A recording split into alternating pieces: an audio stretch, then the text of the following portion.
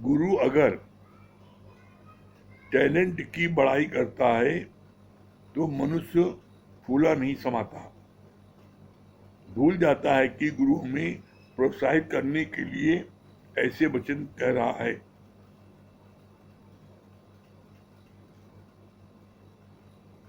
गोधड़ी को अहंकार आया कि संत मेरे बिना काम नहीं चल सकता, तो संत ने उसे उतार कर पेड़ पर एक जगह टांग दिया।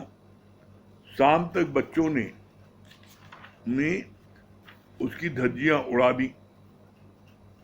यहां तक कल हुआ था। अब इसके आगे आज क्या बोला? गुरु के आगे पूरी तरह शरणागत हो जाओ, नॉन पोजेशन हो जाओ। निज सुख निर्मल सोई पावे, जो मन को मोड़े मोड़े। बीज गलता है तभी वृक्ष बनता है, हालांकि बीज के अंदर ही वृक्ष समाया पड़ा है। निराकार से स्थित के लिए साकार को अपने को गर्व करना पड़ता है। जिस मरने से जग डरे मोह को आनंद, मरने ते ही पाइए पूर्ण परमानंद। कितनी सुंदर बात बोली है, मरने पर ही पाइए पूर्ण परमानंद। आप देखो, कोई व्यक्ति कैसा भी हो, जब मर जाता है तो दुश्मन भी उसकी प्रशंसा करता है, नहीं उसकी में अच्छाई थी, अच्छाई थी बताता है। तो गुरु जी कहते हैं जीते जी मर जाओ पहले से। जीते जी कैसे मर जाओ पहले से? सब कुछ देखते हुए आप सब लोगों ने कुछ नहीं देखा, सब कुछ सुनते हुए हमने कुछ नहीं सुना। आप किसी के कार्य में कोई दखलंदाजी मत दो, समझ लो हम है नहीं। देखो कैसी तुम्हारी पूजा होती है, तुम सबके कामों में दखलंदाजी देते हो, इसीलिए तुम सबकी आंखों में खटकते हो। यहां पर बोला, कितनी अच्छी बात बोली, गुरु के आगे पूरी तरह शरणागत हो जाओ। जब हम गुरु के आगे पूरी तरह शरणागत हो जाने मतलब क्या होता है? मन और बुद्धि का न चलाना। जब हम पूरी तरह शरणागत हो जाते हैं तो क्या बोला? गुरु जो है उसी बीज में से वृक्ष पैदा कर देता है। कैसे? गुरु हमें मिटा देता है, हो कुछ नहीं, हो कुछ नहीं। और गुरु के क्या होता है, जब बीज अपनी हस्ती को मिटा देता है तो उसमें से वृक्ष पैदा हो जाता है, और जब वृक्ष होता है तो उसमें से फल फूल छाया सबको मिलती है। बिना मिटे बीज चाहे हम वृक्ष बन जाएं तो वो संभव नहीं है। इसी तरीके से जो जीव है वो बड़ा अहंकारी है, उसका अहंकार किसी न किसी तरफ से घूम फिर के निकल आता है। जैसे पानी आप डालो तो वो अपनी निकलने की जगह बना लेता है कहीं से भी। इसी तरीके से जीव अपना अहंकार जरूर मैं का बना लेता है। तो वो जब तक अपना अहंकार नहीं मिटाएगा तब तक उसके अंदर से परमात्मा नहीं प्रकट हो सकता। जैसे बीज जब धरती में अपने को मिटा देता है तब वहां पर से पौधा बनता है, वृक्ष बनता है, और सबको छाया मिलती है और फल फूल मिलता है। इसी तरीके से जब जीव अपने को मिटा देता है, मैं कुछ नहीं, मैं कुछ नहीं, तो क्या होता है?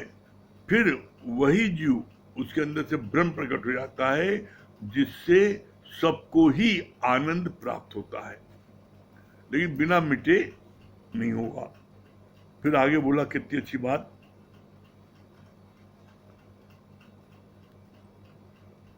जो बनता है वो मिटा दिया जाता है।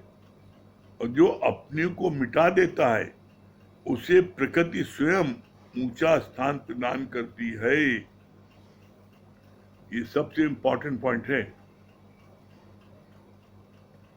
जो अपने को बनाता है,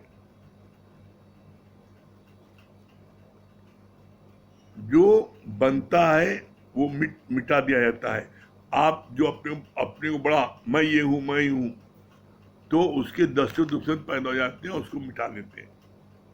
लेकिन आप पहले से बोलो भैया मैं कुछ नहीं, हम कुछ नहीं, भी आप ही, आप मैं कुछ नहीं, आप हाथी बनकर चलोगे तो सब जगह आपको जो है अड़चन पैदा होगी, और चींटी बन के चलोगे तो सब जगह समझ आओगे। चींटी बन करके आप फॉरेन की सैर भी कर लोगे बिना टिकट के, हाथी बनकर नहीं। तो यहाँ पर गुरु जी बोलते हैं कि जो अपने को मिटा देता है, जैसे एज एग्जाम्पल दादा भगवान ने अपने को मिटाया, और दादा भगवान ने क्या बोला, हे ईश्वर जैसे तू छुपा है वैसे मैं भी छुपा रहूं, मैं प्रकट न हूं। दादा भगवान ने अपने को मिटाया, तो क्या आज वो मिट पाए? आज पूरे वर्ल्ड में उनका नाम है। आज पूरे हिंदुस्तान में कोई ऐसा शहर नहीं है जहां हमारे दादा भगवान के सत्संग न हो रहा हो।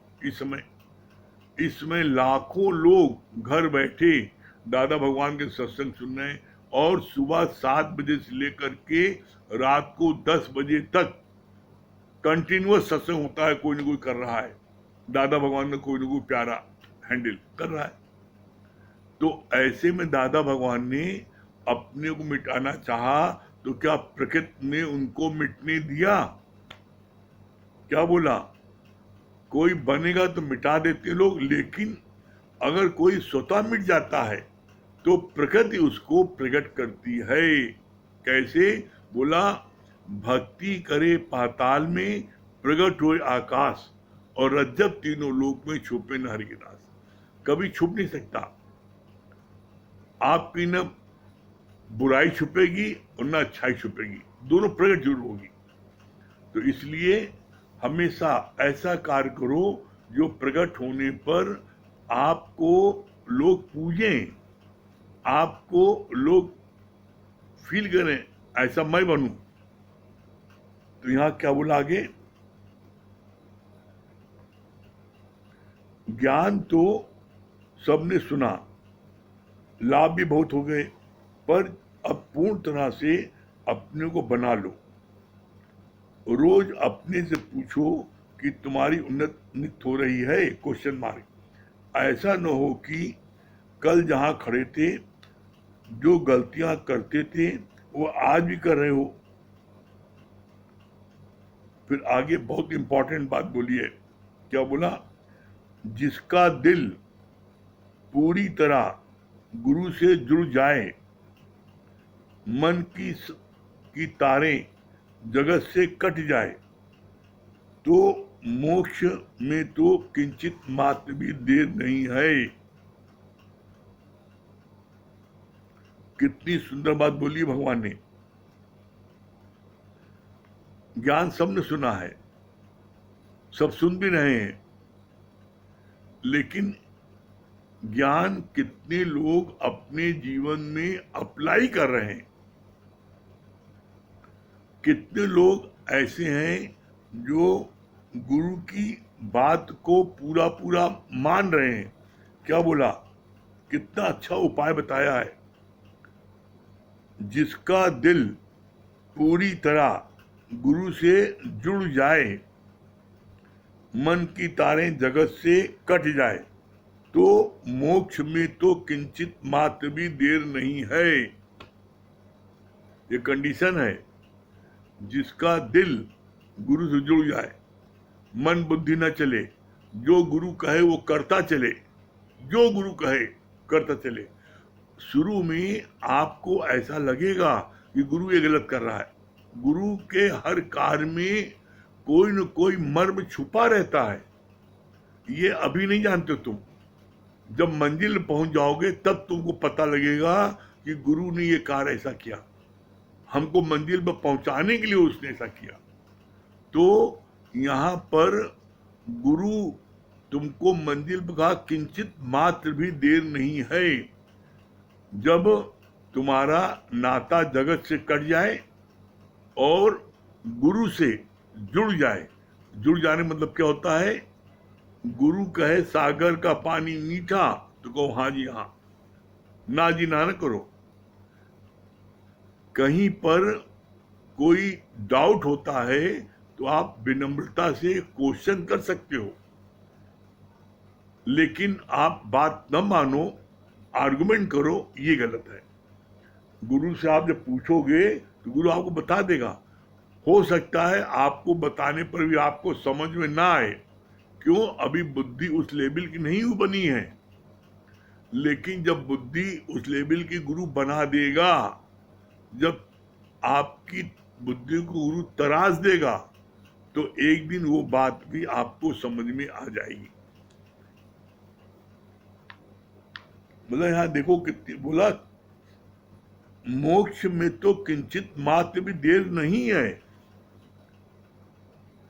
बस सिर्फ हम गुरु जो कहे हम गुरु की बात को मानते जाएं, कभी किसी बात के लिए ना नुकुर न करें। बस इतना आप कहना मान लो, देखो गुरु कैसे आपको मुक्ति दिलाता है। फिर आगे बोला,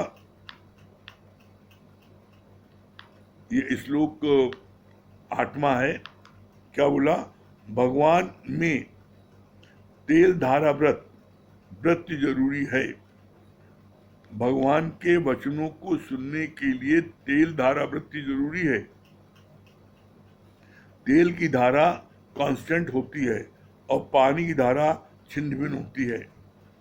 क्या मतलब बोला, जब गुरु की वाणी चलती है तो उस समय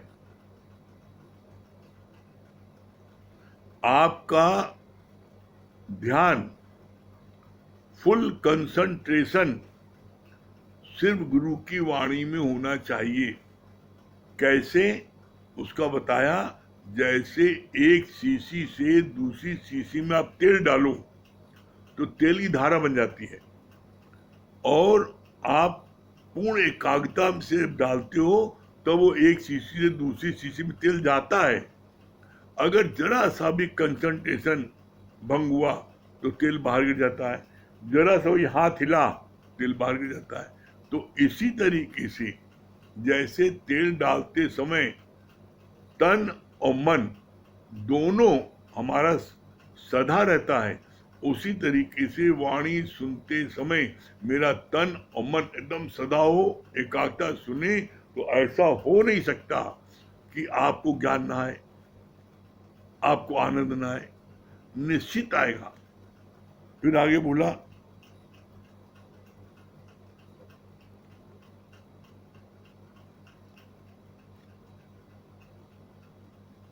यहां पर जब बात बोलेगी तेल धारा, पानी धारा नहीं बोला है, क्योंकि पानी को एक शीशी से दूसरी शीशी में डालो तो उसकी धार नहीं बनती, वो पानी जो छिन्न भिन्न हो जाता है। तो इसी तरीके से तुम्हारी जो वो है वृत्ति, वो पानी की तरह है जो हमेशा छिन्न भिन्न होती रहती है। तो अपनी जो ध्यान की एकाग्रता की जो है धारा, वो पानी की तरह तेल की तरह कर लो। धारा, तेल धारा बनती है, पानी धारा नहीं बनती है। जैसे बात चली, नेकी कर नदिया में डाल, बात चलती है, नेकी कर और नदिया में डाल।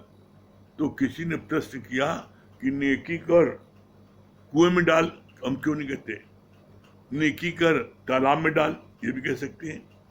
तो गुरुजी ने बहुत अच्छा समझाया, कहा नेकी कर नदिया में डाल, मतलब क्या, जैसे तुमने नेकी किया और नेकी की तुम्हारी पोटली बन गई, तो उस पोटली को तुमने नदी में डाला तो वो तुम्हारी पोटली 2 मिनट के बाद ही वो तुम्हारी आंखों से उछल जाएगी, आगे बह जाएगी और तुम उसका ध्यान नहीं आएगा। और वही पोटली तुमने कुएं में डाली तो तुम जितनी बार पानी भरने जाओ कुएं में, तुम्हारी पोटली दिखाई पड़ेगी और तुम्हें याद आएगा कि मैंने इसके साथ ये नेकी की थी, तो निश्चित अहंकार आ जाएगा। तालाब में डालोगे, जितनी बार तालाब की तरफ से गुजरोगे तुम्हारी पोटली वो दिखाई पड़ेगी। क्यों? क्योंकि तालाब में पानी एक जगह स्थिर रहता है, कहीं जाता नहीं है, तो वहां पोटली आप रोज देखोगे, आपके अंदर न चाहते हुए अहंकार आएगा, मैंने इसके साथ ये नेकी की थी। तो इसीलिए बोला, गुरु ने बोला forgive and forget, forgive and forget, माफ भी कर दो और भुला भी दो।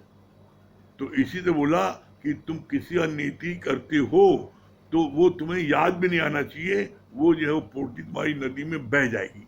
तो इसी सिलसिले में आप बोला है तेल धारा व्रत। जब शीशी से एक दूसरी शीशी में तेल डालते हो तो उसकी धारा बनती है, पानी धारा नहीं बनती है। फिर आगे बोला भगवान ने, भगवान में मन और बुद्धि लगाने का अर्थ है कि भगवान के जैसी बुद्धि हो जाए।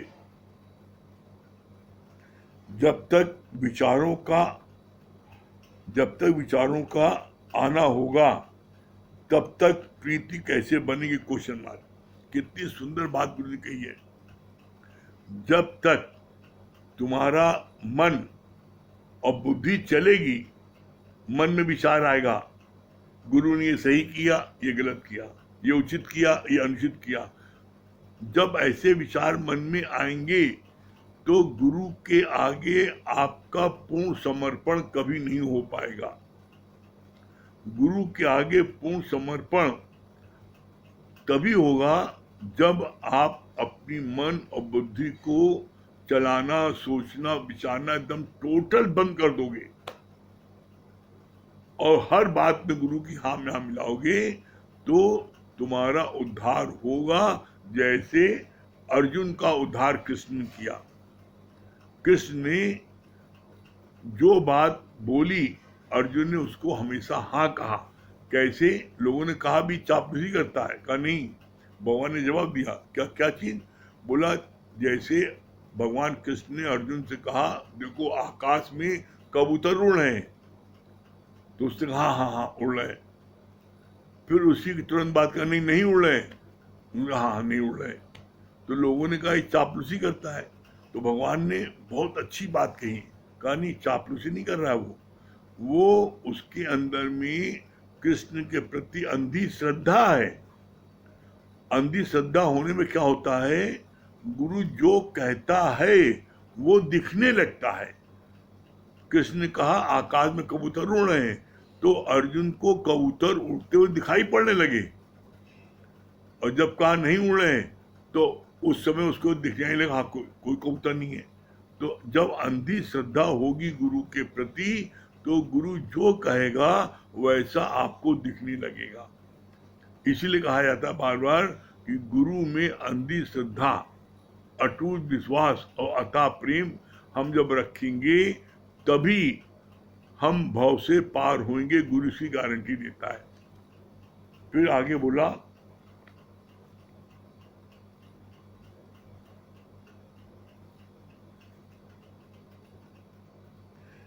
पत्नी पति के अनुसार चलती है तो झगड़ा नहीं होता।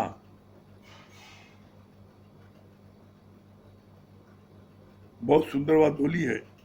पत्नी पति के अनुसार चलती है तो झगड़ा नहीं होता। क्यों नहीं होता? इसकी 3 स्टेज है।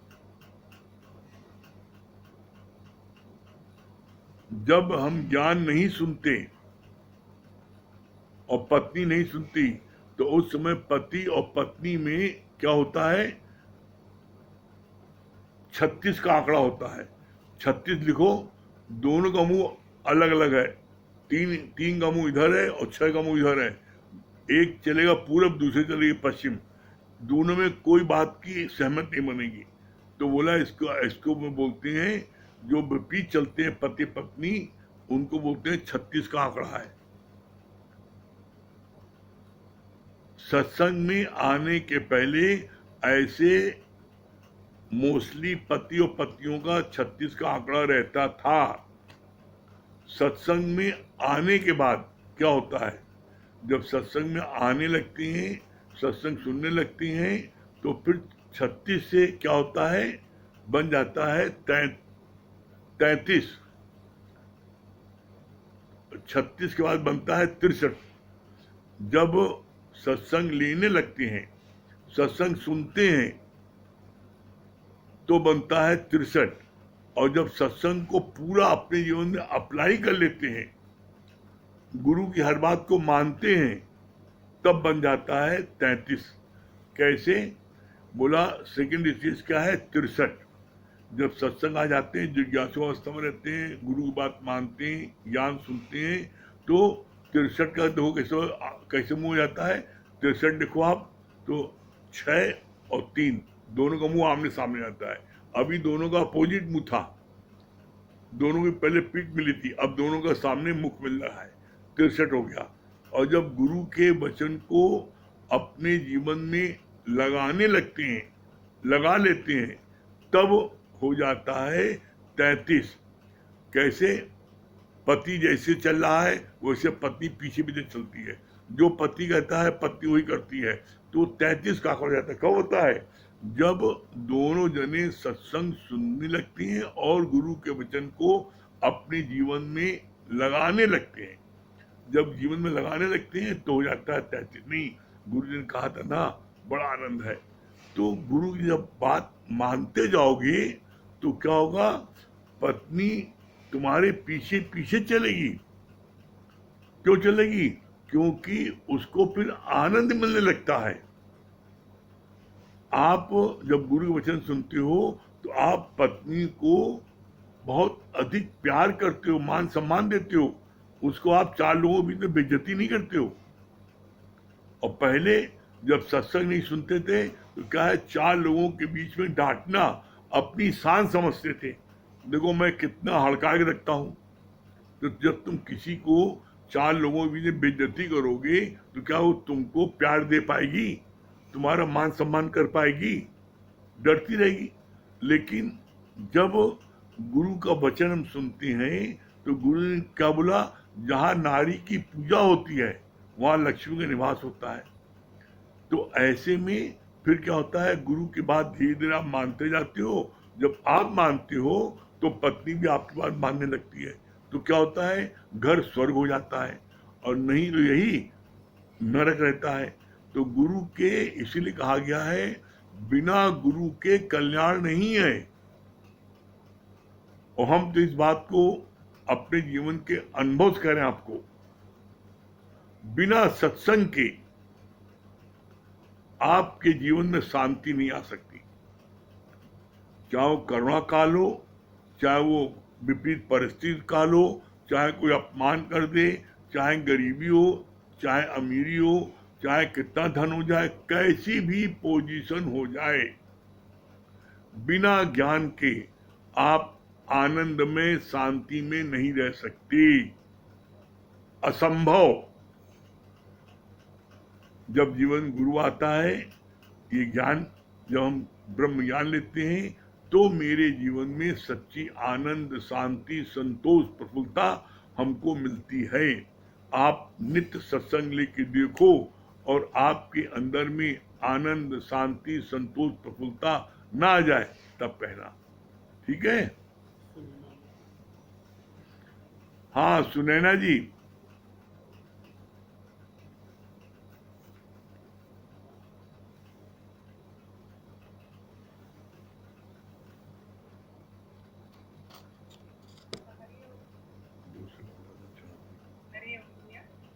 हाँ हरिओम सुनैना जी, क्या? हाँ क्या बता रही है? ये बहुत अच्छा बताया। ये वो गुरु जी की वाणी में जो आया ना कि पहले ही दिन गुरु ने कहा कि आम ब्रह्मास्मि तत्वमसि, तो उसको नहीं समझ में आया, और जाके दूसरे गुरु के पास 10 साल गोबर उठाया, तो फिर जब तब समझ में आया। तो ये चीज बहुत अच्छी लगती है कि हम लोग कितना बच गए, हम अपने लिए विशेष कर रहे हैं, कितना बच गए, पहले ही दिन गए और बस गुरु ने बता दिया, माना। और आपकी वाणी के तो बात ही क्या है, आप इतना अच्छा बताते कि नेकी करके दरिया में डाल दो। और मतलब मन इतना बदमाश है भैया कि अगर तो क्या बताएं अपने उसको डांटते हैं कि अरे तुम सत्संग सुनती हो, हम अपने आप से बात करते हैं। जैसे आप भी हमेशा कहते हैं ना कि क्या अपने आप से कभी बात की, तो वो आदत भी थोड़ी पड़ गई है कि सत्संग सुनते हो तो उनके बराबर क्यों जा रहे हैं, उनकी चलिए, लाइन बहुत क्यों लग रही है। सुंदर। चलिए भजन सुना दिए, आपको भजन नहीं हो, बहुत, हाँ भजन सुना दिए। श्री कृष्ण गोविंद हरे मुरारे, हे नाथ नारायण वासुदेवा, हे नाथ नारायण वासुदेवा। श्री कृष्ण गोविंद हरे मुरारे, हे नाथ नारायण वासुदेवा। हर सांस में तेरी याद होवे, हर याद में तेरी बात होवे, हर सांस में तेरी याद होवे, हर याद में तेरी बात होवे, हर बात में तेरा ध्यान होवे, हे नाथ नारायण वासुदेवा।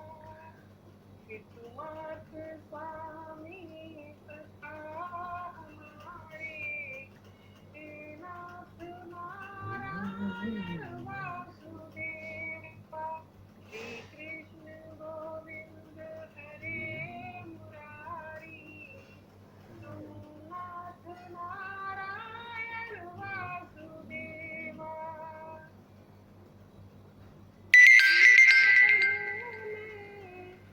गीता सुनूं मैं, गीता पढ़ूं और गीता सुनूं मैं, गीता की चर्चा हरदम करूं मैं, गीता पढ़ूं और गीता सुनूं मैं, गीता की चर्चा हरदम करूं मैं, गीता को अपने हृदय में धारूं, गीता को अपने हृदय में धारूं, हे नाथ नारायण वासुदेवा।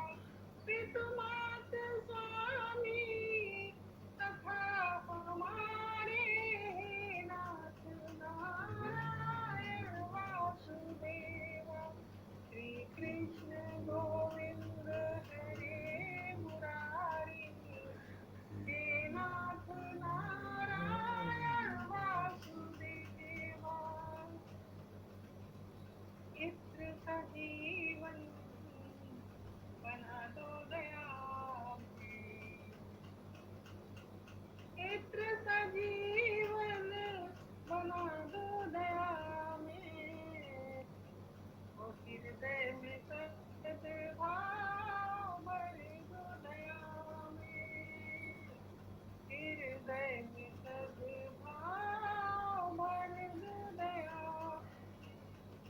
मुझको वही एक वर दो दया में, मुझको यही एक वर दो दया में, हे नाथ नारायण वासुदेवा, हे नाथ नारायण वासुदेवा, हे नाथ नारायण वासुदेवा।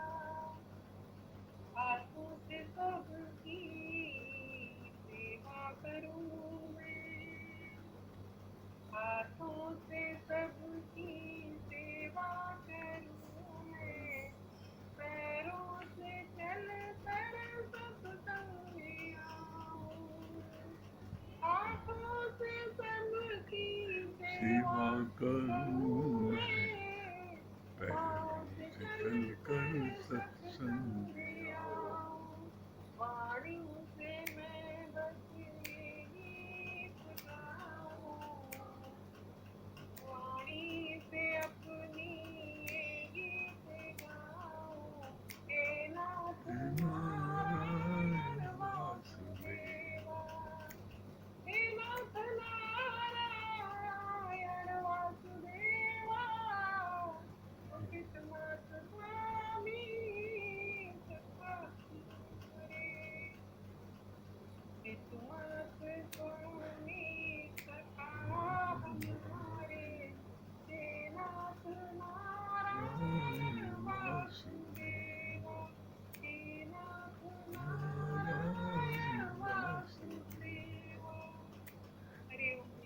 बहुत सुंदर। नहीं? हाँ, वंदना जी, कलाई देवी। हरिओम गुरु। हरिओम। क्या बता रही वंदना जी? बहुत अच्छा वाणी बहुत अच्छा चला था कि हमारा सत्संग एकदम सहज है और इसमें क्या है, कोई आडंबर नहीं है, कोई दिखावा नहीं है, कोई ये शिष्य नहीं बनाते हैं, ना मना करते हैं कि कहीं और मत जाओ।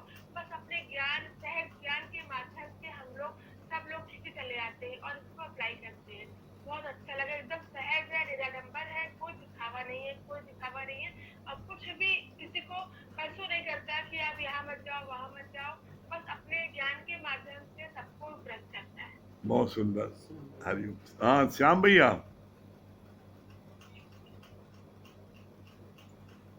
राम राय राम राम राम राम। राम क्या? राम राय राम राम। अरे आज तो आप बड़ा हैंडसम दिख रहे हैं श्याम भाई।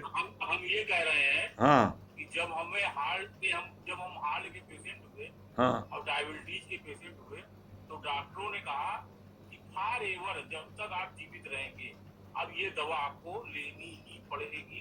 और सही बात है, हम ले रहे हैं। लेकिन गुरुजी ने भी कहा कि जब तक ये तुम्हारी स्वास्थ्य चलती रहेगी, तुमको अगर किसी भी हालत से निपटना हो, जैसे अभी आप बात कर रहे थे, चाहे कोरोना काल हो, चाहे जितना लॉकडाउन हो, चाहे बड़ी से बड़ी कितनी बड़ी मुसीबत आए हो, चाहे जितना कुछ भी हो जाए, अगर सत्संग ले लेते हो तो आनंद, शांति, विपुलता, संतोष सब कुछ प्राप्त हो सकता है।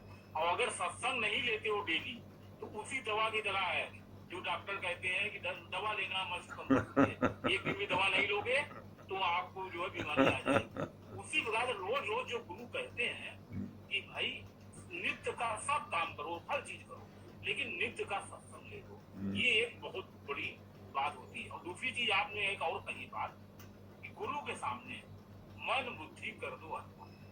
गुरु के सामने कोई तर्क वितर्क कोई बात करने की जरूरत नहीं है। गुरु पे पूर्ण श्रद्धा, पूर्ण विश्वास रखो।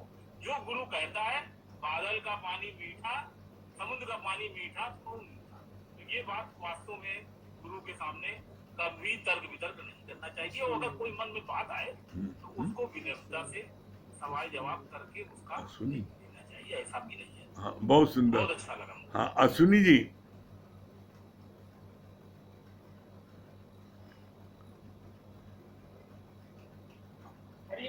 हाँ, हरिओम भैया। हाँ, क्या बता रहे हैं? बहुत अच्छा बताया कि कोई चीज पे ज्यादा दिमाग लगाए, वहां से दिमाग हटा देना चाहिए। गुरु की बातों को जो है, की बातों में जो है ध्यान ज्यादा लगाना। हाँ, बहुत सुंदर।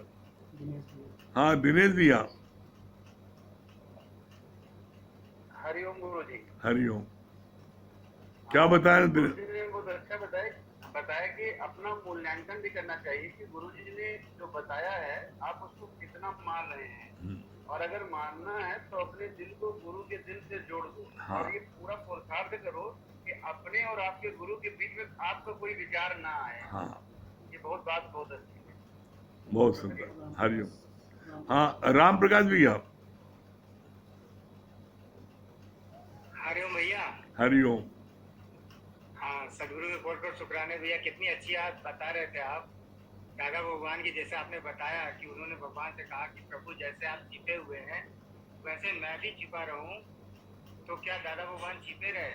आज पूरे विश्व में उनका नाम है, हर जगह। सुबह जैसे बता रहे हैं आप, सुबह 7 बजे से लेके 10, साढ़े 10 हम लोग को खुद ही बसता है, तो हम लोग तो खुद ही इस बात के साक्षी हैं कि निरंतर जो है सत्संग हो रहा है। और दादा भगवान को नाम कौन नहीं ले रहा है?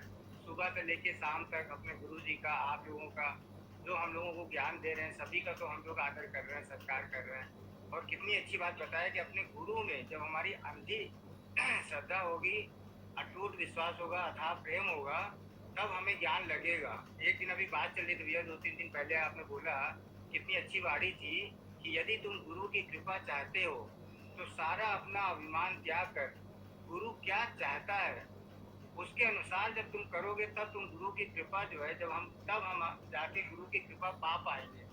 तो गुरु की शरण में ही रहना। जैसे भी आपने बताया कि अर्जुन को जब भगवान ने कहा कि देखो आकाश में कबूतर उड़ रहे हैं, तो उसने कहा हाँ भगवान उड़ रहे हैं, और थोड़ी देर बाद ही बोला नहीं नहीं उड़ रहा है, तो बोला नहीं नहीं उड़ रहा है। तो हमारा गुरु ने पूरा विश्वास होना बहुत ही जरूरी है। और पति पत्नी का भी कितना अच्छा आपने बताया कि सब दोनों नहीं रहते हैं तो कैसे 36 का आंकड़ा रहता है। जब सत्संग शुरू करते हैं तब जो है 63 हो जाते हैं, और जब दोनों एक दूसरे की बात मानने लगते हैं तो 33 हो जाते हैं। कितनी सुंदर बात बोला है। सत्संग में तो आना बहुत ही जरूरी है। बिना सत्संग में आए तो भला हो ही नहीं सकता। बहुत सुंदर। इसमें तो हाँ, बोला बहुत हाँ। सुंदर। हाँ, रामनरेश चौरसिया जी, बनारस।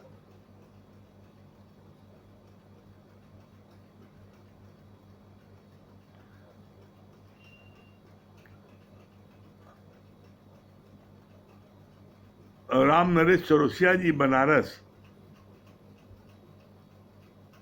गुरु जी हरिओम। हरिओम। हरिओम क्या बोल रहे हैं? हाँ, हरिओम क्या बता रहे हैं? बहुत अच्छा लगा जैसे ये बताया कि पृथ्वी पे तेल डाला तो ध्यान है ये एक तरफ रहता है। अगर ध्यान आता है तो तेल जो है नीचे गिर जाएगा। हाँ। और गुरु जी आप लोग नीचे का सत्संग लेते रहिए। वो बहुत अच्छा लगा। और आज ये अच्छा लगा ना, पहले 36, फिर 63, अब 33, अब 33 का हो जाए आप लोगों का। हाँ गुरु जी सब बात कर हाँ, चलिए, बहुत सुंदर है। हाँ, सज्जन भैया।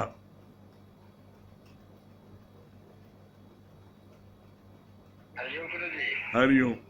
हेलो, हाँ, आवाज आ रही है? आ रही आवाज। बहुत अच्छा बताने जो यहाँ गुरु हमें आप समान बनाता है। और जो बताने जो अगर खाली टाइम में तो गुरु का वचन के चिंतन करे, गुरु का साथ का चिंतन मनन करे, भजन गुनगुनाए। बहुत अच्छा लॉकडाउन जैसे लगा टाइम से सत्संग में आके बैठ जाते, बहुत अच्छा था। पहले चिंतन मनन ज्यादा चल रहा है, बहुत अच्छा लग रहा है। बहुत सुंदर। चलिए, हम लोग जो ओम के जाप कर लेते, समय हो रहा है। और कल सुबह 8 बजे हम लोग फिर मिलेंगे, 8 बजे। और ऑनलाइन सत्संग भी, ऑनलाइन योगा भी होगा। कंपनी बाग जाने की जरूरत नहीं किसी को। अपने घर में पहले से ही दरी बिछा करके सत्संग सुनिए, और उसके बाद में सत्संग बाद में योगा क्लास में शामिल होइए। सब लोग योगा करिए, ठीक है? चलिए, ओम के जाप कर लिए 3 बार।